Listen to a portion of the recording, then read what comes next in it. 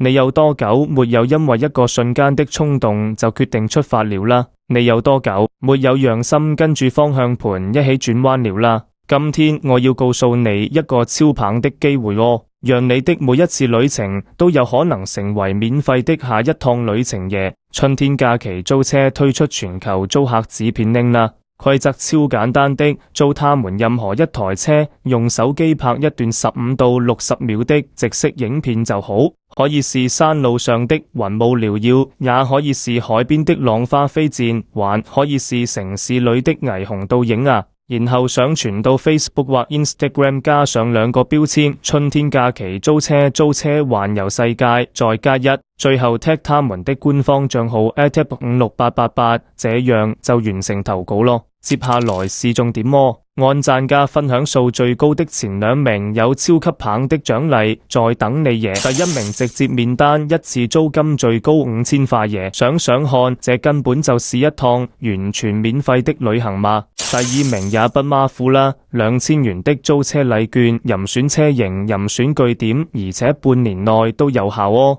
更棒的是，一個人可以投稿好多件作品，等於有更多中獎機會呀！想象一下，你和朋友圍住手機一起回味剛拍下的美景，想象一下，你和家人攤開地圖規劃下一次的環島之旅耶！想象一下，你獨自在山頂看日出，那份寧靜只屬於你哦。每一個瞬間都值得被記錄，每一段旅程都可能是你的得獎作品啊！而且禮券還可以轉贈親友，一起環島都沒問題的啦。活動只到今年12月1號哦，要記得時間啊！就像他們說的，把鑰匙轉動的那一刻，你就已經在拍下一部免費旅行預告片咯。現在就去春天假期租車踩油門開拍上傳，讓世界幫你按讚，讓我們幫你買單啦！